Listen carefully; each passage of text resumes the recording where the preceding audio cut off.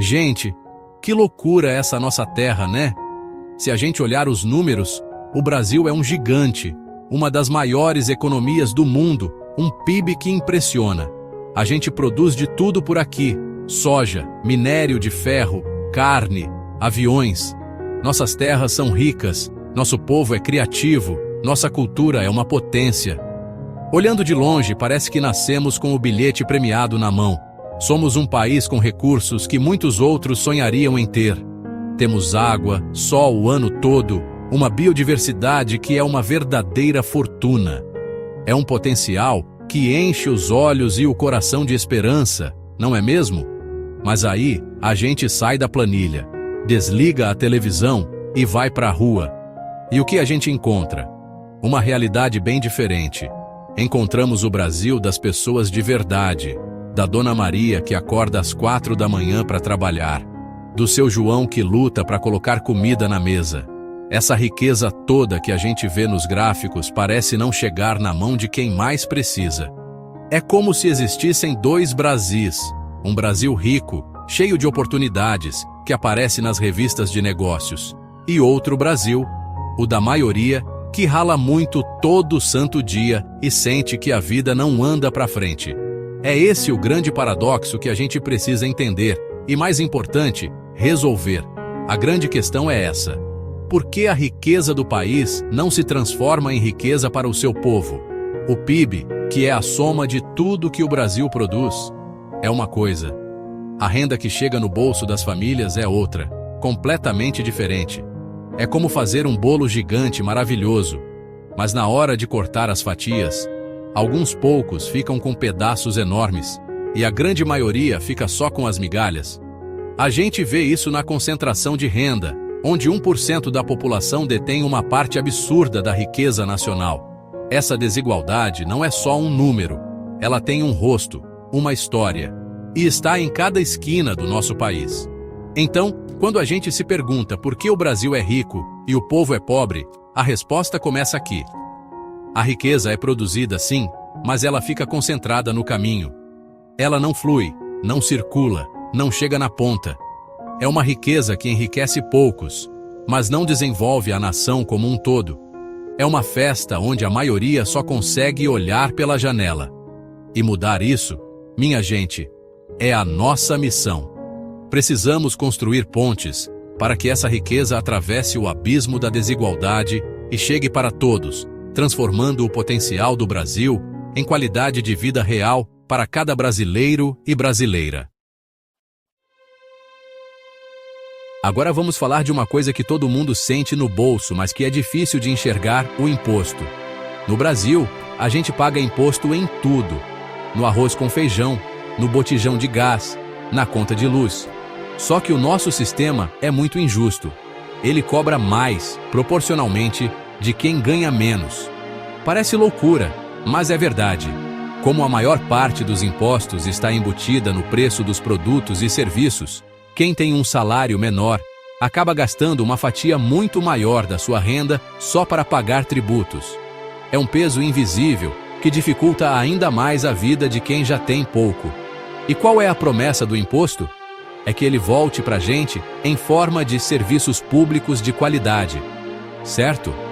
A gente paga para ter uma boa escola para os nossos filhos, um hospital que funcione quando a gente precisa, segurança na nossa rua, um transporte público decente. Esse é o combinado em qualquer lugar do mundo. Pagamos impostos esperando que o Estado nos devolva esse dinheiro em forma de dignidade e oportunidade.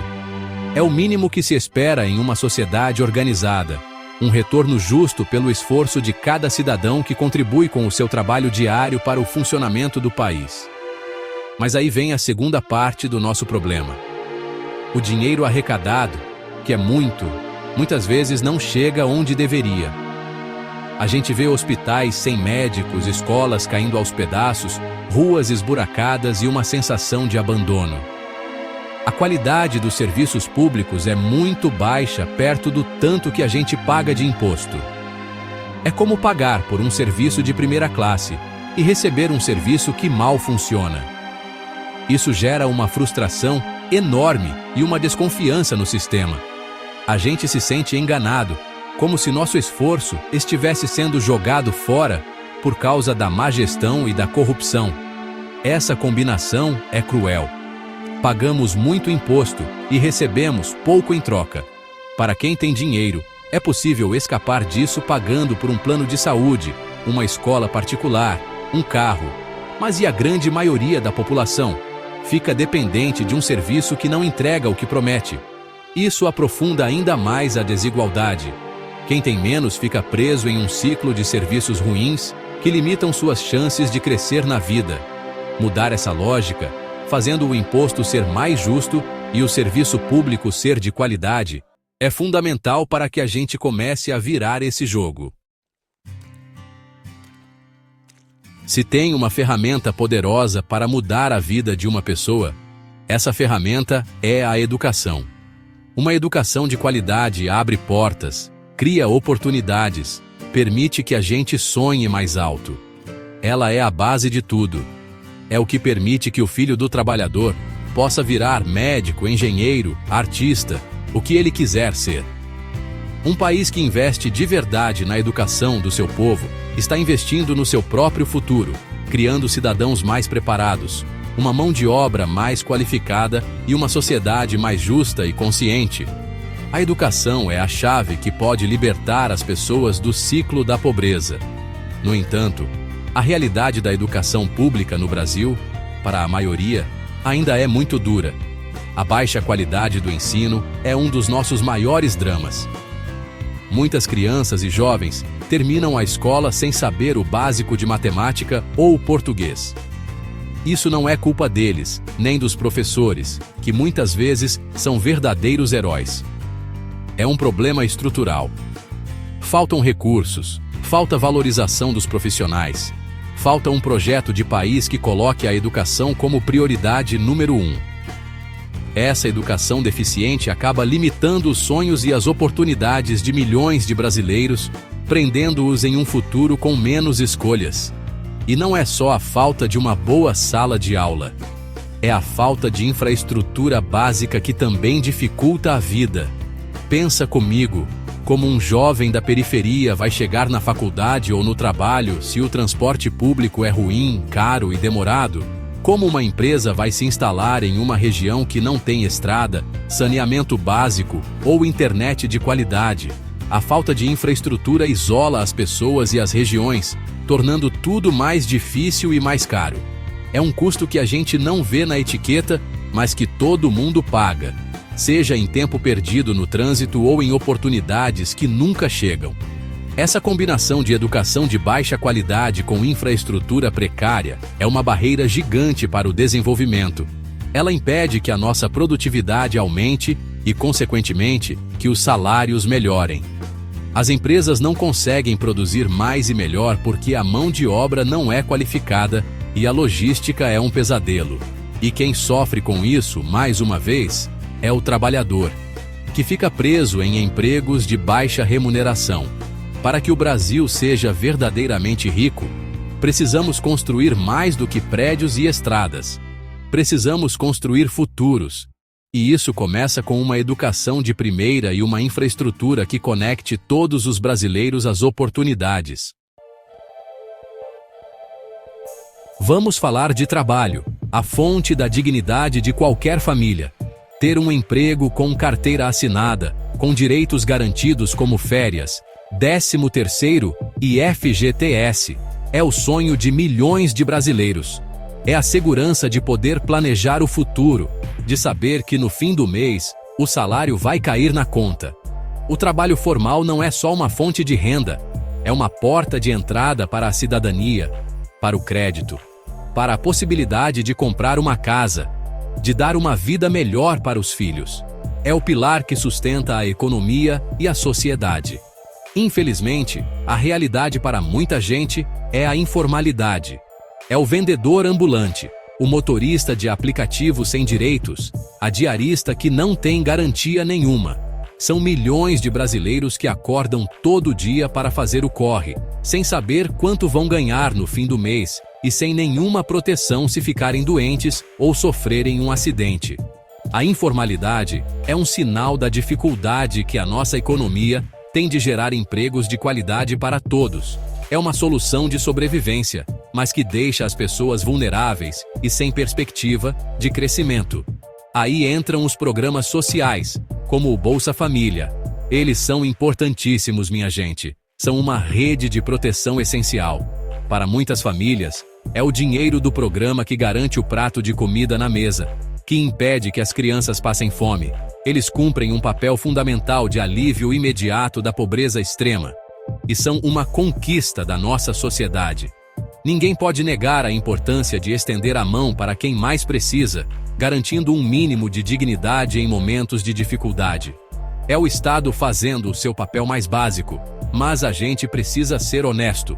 Os programas sociais aliviam, mas não resolvem a causa do problema. Eles são como um remédio para a febre, mas não curam a infecção. A verdadeira cura para a pobreza é a geração de emprego e renda. A meta de um país justo não é ter mais gente dependendo de ajuda, mas sim ter mais gente com autonomia, com seu próprio trabalho, com seu próprio salário. Os programas devem ser uma ponte para a emancipação, e não um destino final. A grande virada para o Brasil será quando um bom emprego com carteira assinada for a realidade para a maioria, e não um artigo de luxo. Uma das coisas mais incríveis do Brasil é a sua diversidade. Cada cantinho deste país tem uma cultura, um sotaque, uma riqueza diferente. Do Pampa Gaúcho à floresta amazônica, do sertão nordestino ao polo industrial de São Paulo. Somos muitos países dentro de um só. Essa diversidade é uma força, mas ela também esconde uma das nossas maiores feridas, a desigualdade regional. A oportunidade que um jovem tem em uma grande capital do Sudeste é muito diferente daquela que um jovem tem no interior da Amazônia ou no sertão nordestino. Essa diferença não é um acaso. Ela é fruto de um desenvolvimento histórico que concentrou investimentos e oportunidades em algumas poucas regiões, deixando outras para trás. Enquanto alguns lugares têm indústrias, universidades e infraestrutura, outros lutam para ter o básico, como saneamento e acesso à saúde. Isso cria um ciclo vicioso. As regiões mais pobres têm menos recursos para investir, o que gera menos oportunidades, fazendo com que seus jovens talentos precisem migrar para outros lugares em busca de uma vida melhor, enfraquecendo ainda mais sua terra natal. É um desequilíbrio que nos impede de avançar como uma nação unida. Para mudar esse cenário, a gente precisa de coragem. Coragem para fazer as reformas estruturais que o Brasil adia há décadas. Precisamos de uma reforma tributária que faça os mais ricos pagarem mais e os mais pobres pagarem menos. Precisamos de uma reforma política que torne nossos governantes mais responsáveis e focados no longo prazo e não apenas na próxima eleição. Precisamos de um plano de desenvolvimento nacional que olhe para todas as regiões, que invista em inovação e que não dependa apenas de vender commodities, como soja e minério, para o resto do mundo.